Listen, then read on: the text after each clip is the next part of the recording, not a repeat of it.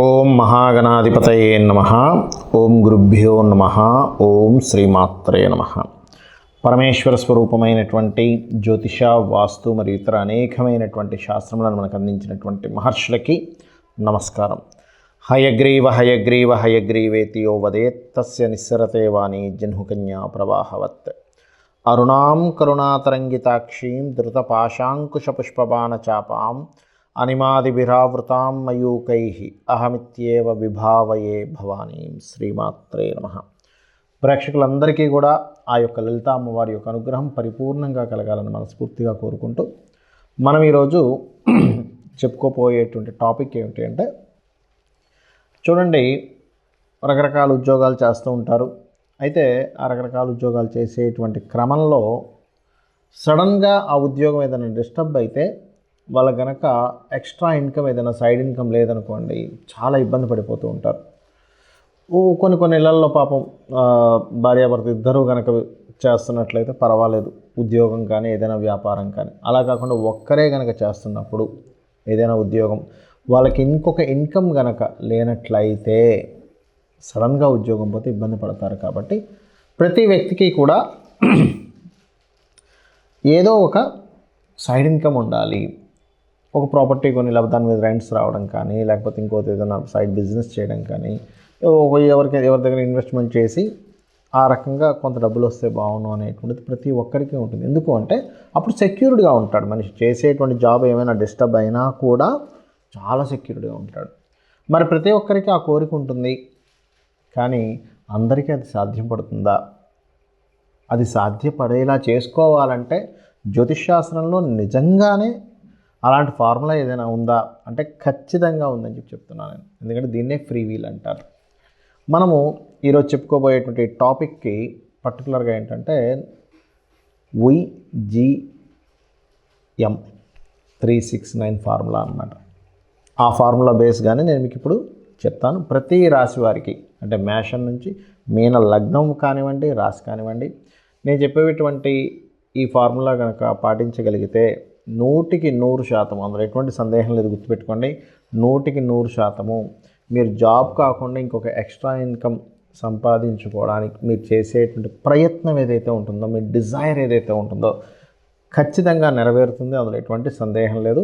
ఒక్కొక్క రాశి గురించి మనం చెప్పుకుందాం. సింహ లగ్నము ఆర్ సింహరాశి. సింహం అంటేనే రాయల్ సైన్, రాయల్గా చెప్తూ ఉంటాం. అంటే ఏంటంటే వీళ్ళ తత్వం ఎలా ఉంటుంది అంటే యూనిక్గా ఉంటుందండి. అంటే ఏం చేసినా సరే చిల్లరగా చేయబుద్ధి ఉంటుంది వీళ్ళకి. ఏంటి చిల్లర వ్యవహారాలు, చిల్లర విషయాలు అన్నట్టుగా ఉంటూ ఉంటుంది. అంటే ఏదైనా సరే హుందాగా ఉండాలి. నలుగురికి మనం ఒక మంచి చేయాలి అంటే లీడర్షిప్ కదండి, ఇది ఒక అధికారాన్ని ఇచ్చేటువంటి లగ్నం కదా. వాళ్ళ స్థాయిలో వాళ్ళు చేస్తారు. ఏదో ప్రతి ఒక్కరూ రాజకీయ నాయకులు అయిపోతారనో, వాళ్ళు రాజ్యాలు వెళ్తారనో కాదు. వాళ్ళ స్థాయిలో వాళ్ళు సింహ లగ్నంలో జన్మించిన వారు కావచ్చు, సింహరాశిలో జన్మించిన వారు కావచ్చు, వాళ్ళ స్థాయిలో వాళ్ళు ఒక ప్రేమని, ఒక తండ్రి లాంటి ప్రేమని ఇచ్చేటువంటి లగ్నం ఈ సింహలగ్నం. గుర్తుపెట్టుకోండి, వీళ్ళలో ఇన్బిల్ట్గా పుడతారు వీళ్ళు. అలా ఉంటుంది వాళ్ళలో. ఇది అందుకే సింహం అంటారు దాన్ని. అంటే ఒక అడవికి చూడండి రాజు. Okay, right. అయితే మీకు మీ లగ్నం కావచ్చు, రాశి కావచ్చు. ఫస్ట్ లగ్నం చూసుకోండి. లగ్నం తెలియని వాళ్ళు రాశి చూసుకోవచ్చు, నో ప్రాబ్లం. ఎందుకంటే చంద్రమా మనసో జాతః కాబట్టి మన మనసుకు తగ్గట్టుగానే మనం అన్ని పనులు చేస్తూ ఉంటాం. కాబట్టి ఇందులో ఉన్న నక్షత్రాలు కూడా మఖ, పుబ్బ, ఉత్తర 1వ పాదం. మీరు ఎక్స్ట్రా ఇన్కమ్ రావాలి, ఎందుకంటే ప్రస్తుతం ఉన్నటువంటి స్థితిలో మనకి నార్మల్గా ఒకటి చేసుకుంటే సరిపోదు. కనీసం ఇంట్లో జీవిత భాగస్వామి అయినా సరే మళ్ళీ జాబ్, బిజినెస్ ఏదో చేయాల్సి వస్తుంది, లేకపోతే మనమే ఇంకోటి ఏదైనా సరే ఎక్స్ట్రా ఇన్కమ్ చేయాల్సి వస్తూ ఉంటుంది. దీనికి ఈ యొక్క YGM 369 ఫార్ములాలో అసలు మనం ఎట్లాగా తెలుసుకోబోతున్నాము అంటే, చూడండి, సింహం వారు నవగ్రహాలలో సింపుల్గా శుక్రగ్రహం ఉంటుంది. శుక్రగ్రహం దగ్గర మరియు శని భగవానుడి దగ్గర చక్కగా నూనెతో, ఏ నూనె అండి? నువ్వుల నూనెతో. ఎందుకు నువ్వుల నూనెతో అంటే లక్ష్మీప్రదము, లేదా నెయ్యి అయితే నెయ్యి, బట్ దీనికి మాత్రం నువ్వుల నూనె వాడుకోండి.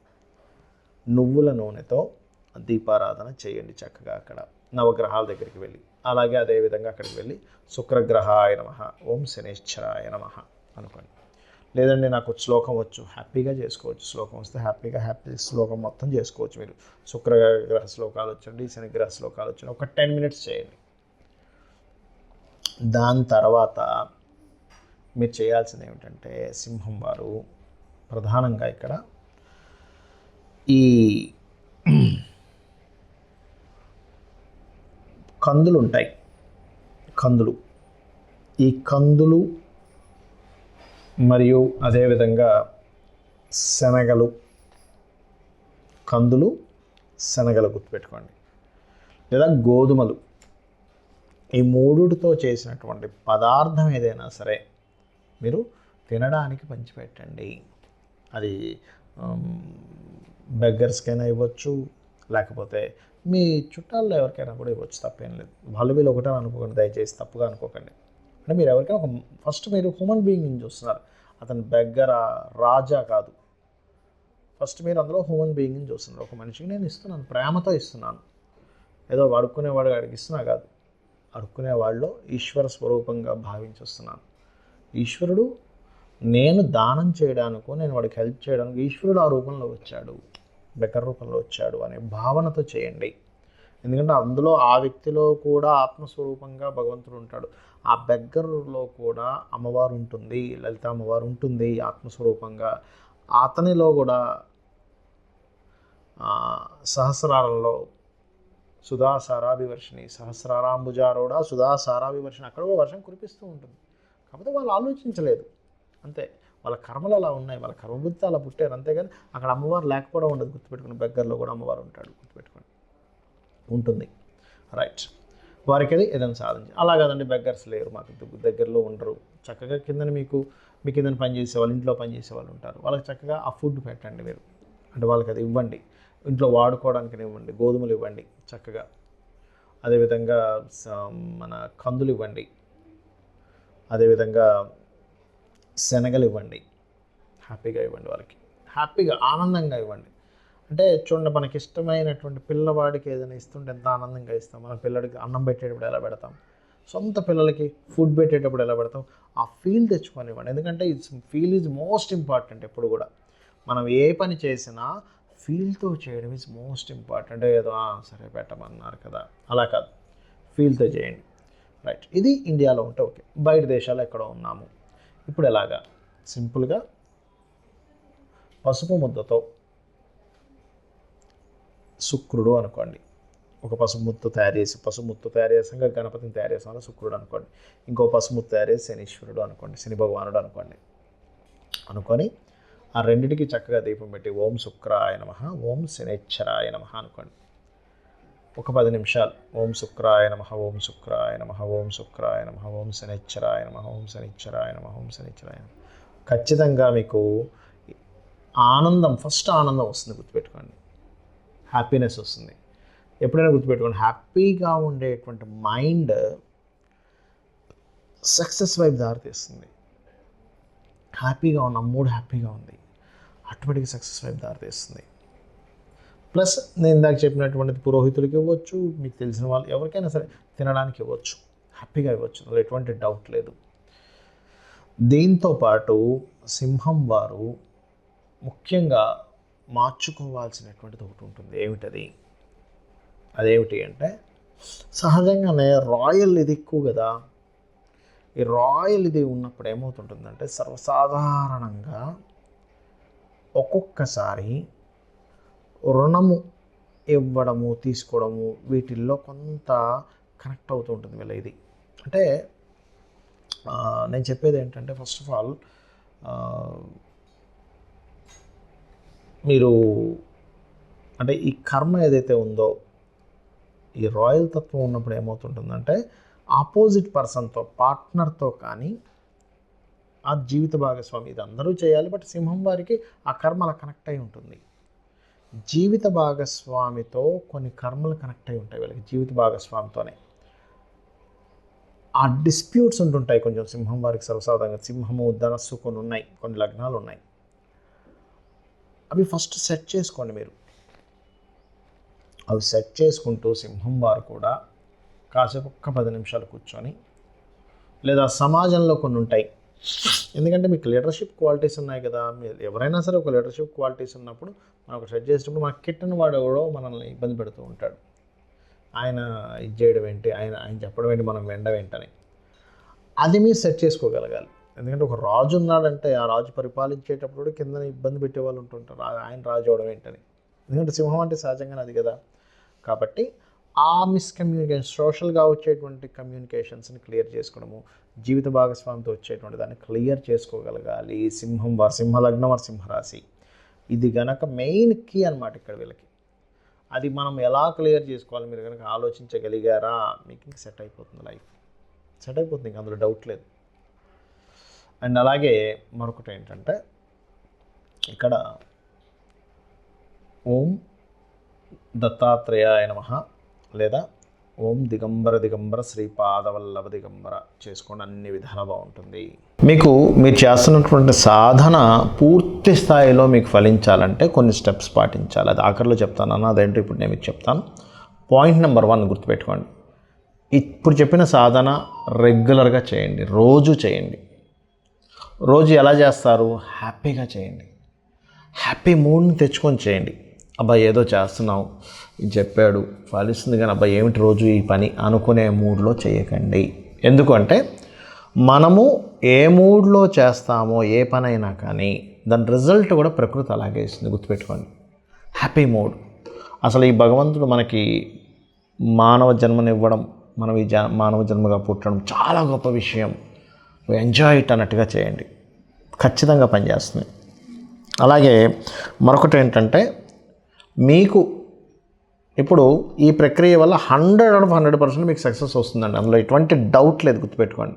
100% వస్తుంది, వచ్చి తీరుతుంది. వచ్చిన దాంట్లో 1% నుంచి 10% లోపల మీ ఇష్టం, మీరు ఎంతైనా చేసుకోవచ్చు. ఎందుకంటే 1% అని ఎందుకు అంటున్నానంటే ఒక వ్యక్తికి 1000 రూపాయలే రావచ్చు, పాపం అతనికి ఎక్స్ట్రా ఇన్కమ్. ఆ 1000 రూపాయలతో ఆ 1000లో 100 నువ్వు వేరే దాన్ని ఖర్చు పెట్టు అంటే పాపం అతనికి సాధ్యపడకపోవచ్చు, కానీ 10 రూపాయలు ఖర్చు పెట్టగలరుగా. 10 రూపాయలు, 1000 రూపాయలు, 10 రూపాయలు చాలా సింపుల్ విషయం కదా. ఆ 1% నుంచి 10% లోపల ఎంతో కొంత 1 నుంచి 10% గుర్తుపెట్టుకోండి, పక్కన పెట్టేసేయండి. డబ్బులు పెట్టేసి ఏం చేస్తారంటే ఈ యొక్క విశ్వంలో చాలా గుప్తమైనటువంటి విషయము, చాలా సీక్రెట్ ఏంటి చెప్పమంటారా? ఆ డబ్బుల్ని తీసుకొని మీరు మొక్కలు నాటడానికి, మొక్కల కోసం మీరు వినియోగించండి. ఇక్కడ మీకు చాలామందికి సందేహం కలుగుతుంది, ఏమంటే నేను ఎక్కడ నాటుతాను సార్, నాకు అసలు ఎక్కడ భూమి లేదు, ఏమీ లేదు, నేను ఎలా చేస్తాను అనుకోవచ్చు. చిన్న చిన్న మొక్కలు ఉంటాయి తొట్టిలో పెంచేవి, అది మీరు సంపాదించుకొని ఇంట్లో పెట్టండి. మీ ఇంట్లో ఫుల్ అయిపోయింది, మీ చుట్టాలు ఉంటారు కదా, మీ ఫ్రెండ్స్ చుట్టాలు తయారు చేస్తూ ఉండండి, వాళ్ళకి ఇస్తూ ఉండండి. అది కూడా కంప్లీట్ అయిపోయింది, మీ చుట్టాలు మీ ఫ్రెండ్స్ సర్కిల్ కూడా మొత్తం కంప్లీట్ అయిపోయింది. అప్పుడేం చేయండి అంటే మీకు డబ్బులు వస్తూ ఉంటే అది పెద్ద విషయం కాదు. ఎందుకంటే ఇంత మీరు చేస్తున్నారంటే మీకు కొన్ని అంటే ఎంత ప్లేస్ కొనుక్కునే డబ్బులు ప్రకృతి ఇస్తుందంటే, ఎందుకంటే మీరు ఏం చేస్తున్నారు, ఫస్ట్ మీరు ఏం చేస్తున్నారు బాగా అబ్జర్వ్ చేయండి. మొక్కల్ని ఇవ్వడం ప్రారంభిస్తున్నారు అంటే ఏం చేస్తున్నారు, కొంత భూమి ఈ ప్రకృతిని కాపాడడానికి ఆక్సిజన్ రిలీజ్ చేసేటువంటి ఒక మొక్కని ఇస్తున్నారు, మీ ఇంట్లో పెట్టుకుంటున్నారు ఫస్ట్. అంటే దాన్ని రక్షించడం స్టార్ట్ చేశారు, భూమిని రక్షించడం స్టార్ట్ చేశారు, చెట్టును రక్షించడం స్టార్ట్ చేశారు, మొక్కను రక్షించడం స్టార్ట్ చేశారు, ఎయిర్ని రక్షించడం అంటే ఎయిర్ పొల్యూట్ అయిపోతున్న దాన్ని రక్షించడం స్టార్ట్ చేశారు. అంటే చిన్నగా స్టార్ట్ చేశారు. మీరు ఏదో 1000 లక్షలు ఖర్చు పెట్టట్లా, జస్ట్ ఎంత ఉంటుందండి, ఒక 50 రూపాయలు 100 రూపాయలు చిన్నది వచ్చేస్తుంది మీకు. స్టార్ట్ చేశారు, మీరు ఇంట్లో స్టార్ట్ చేశారు. బాల్కనీస్లో, అపార్ట్మెంట్ అయితే బాల్కనీస్లో పెట్టుకోవడం. అయితే ఈ బాల్కనీస్లో కూడా ఇక్కడ ఫార్ములా చెప్తాను, సౌత్ వైపు ఆర్ ఈస్ట్ వైపు మాత్రమే పెట్టండి, నార్త్ బాల్కనీస్లో పెట్టకండి. ఇది వాస్తు టిప్ ఇది, బట్ చెప్తున్నాను నేను మీకు. ఈస్ట్ ఆర్ సౌత్లో పెట్టండి, నైరుతిలో కూడా పెట్టకండి, లేదా బిల్డింగ్ పైన ఈస్ట్ ఆర్ సౌత్లో పెట్టుకోండి మీరు మొక్కలు చక్కగా. ఎవరి బిల్డింగ్ మీద వాళ్ళు కనుక మొక్కలు పెంచుకోవడం కనుక స్టార్ట్ చేస్తే, ప్రకృతిలో మీరు కనుక దీనికి సంబంధించి చేశారా, ఇది మీకు తెలియకుండానే మీరు పొరపాటును కూడా మీరు ఇంకా మీరే కాకుండా మీ వంశం కూడా ఎక్కడొక రుణ రోగ శత్రువుల్లోకి వెళ్ళదు. ఎందుకు వెళ్ళదు? పచ్చదనం అనేటువంటిది బుధుడు. మనం ఎవరైనా అప్పుల పాలవుతున్నామన్నా, రుణాల పాలవుతున్నామన్నా, రోగాల పాలవుతున్నామన్నా, శత్రువుల పాలవుతున్నామన్నా బుధుడు పాడైతేనే అవుతుంది.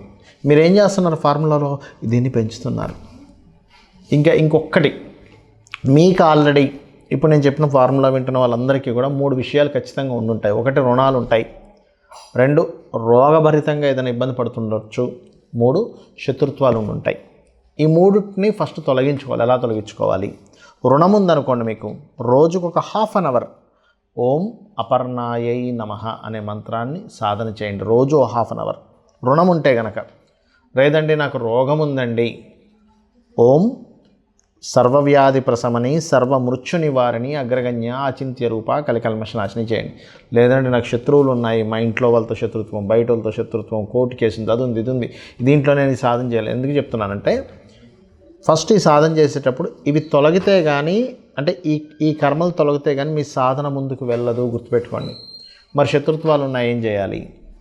ఓం నమో నారాయణాయ, ఓం కుమారస్వామి నమః, లేదా ఓం కార్తికేయ స్వామి నమః అని ఒక ½ అవర్ చేసుకుంటూ ఆ శత్రువుని ఎలా ఫీల్ అవుతారంటే, వాడు నాకు శత్రువు కాదు, వాడు నాకు మిత్రుడు అని ఫీల్ అవ్వండి. వాడు నాకు శత్రువు కాదు, వాడు నాకు మిత్రుడు. ఎప్పుడు కూడా శత్రుభావము, రుణభావము, రోగభావము యాక్టివేషన్లో ఉంటే మీ డిజైర్ భావం యాక్టివేషన్ అవ్వదు. ఇది ఆస్ట్రాలజీ ఫార్ములా. ఇవి చేయండి, 100% మీరు ఐశ్వర్యవంతులు అవుతారు. ఐశ్వర్యం అంటే అన్నీ ఉండడం మనిషికి. శ్రీమాత్రే నమః.